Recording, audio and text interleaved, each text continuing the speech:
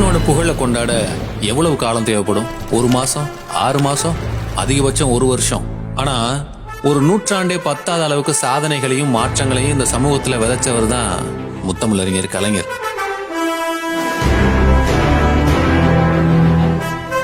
சமத்துவமே இல்லாம கலர் நிலமா கடந்த இந்த சமுதாயத்தை வெட்டி சீர்திருத்தி இன உரிமை மீட்சிக்கும் மாநில சுயாட்சிக்கும் போர்க்குரலா ஒழிச்ச அந்த ஓயாத சூரியனோட புகழ சொல்றதுக்கு காலம் பத்தாது.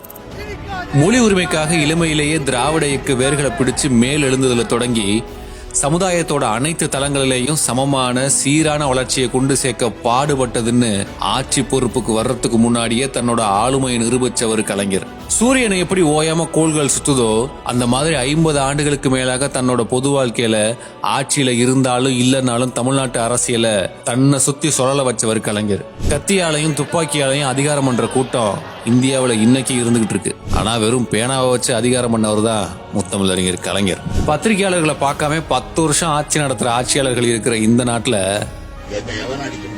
அப்படின்னு பிரஸ் மீட்லயே சொன்னவர் கலைஞர். தலைவர் கலைஞரோட சாதனையை பட்டியல் போடணும்னா முதல் முறைன்ற வார்த்தையை சொல்லாம சொல்ல முடியாது. இந்தியாவிலேயே முதலா பெண்களுக்கு சொத்துரிமை, ஆசியாவிலேயே முதல் வேளாண்மை பல்கலைக்கழகம், இந்தியாவிலேயே முதல் மாற்றுத்திறனாளிகள் நலவாரியம், இந்தியாவிலேயே முதல் முறையா அண்ணல் அம்பேத்கர் பெயர்ல கல்லூரி, இந்தியாவிலேயே முதல் முறையா குடிசை மாற்று வாரியம், இந்தியாவிலேயே முதல் முறையா விவசாயத்துக்கு விலையில்லா மின்சாரம்னு அடுக்கிக்கிட்டே போகலாம். இவ்வளவு பண்ண ஒருத்தர் தான் எனக்குன்னு ஒரு தனி வாழ்க்கை கிடையாது, ஒரு லட்சியத்தை மையமா கொண்டு சொல்லணும் இயக்கத்தின் வரலாற்றுல நான் ஒரு பகுதின்னு சொல்லி சைலண்டா கடந்து போனார். பள்ளி படிப்பே மறுக்கப்பட்ட அந்த பாமர மேதைதான் இன்னைக்கு இந்த தமிழ்ல சுயமரியாதையோட நிமிர்ந்து நிக்க காரணமா இருக்கார். என் உயரம் எனக்கு தெரியும்னு அவர் தன்னடக்கமா சொல்லலாம்.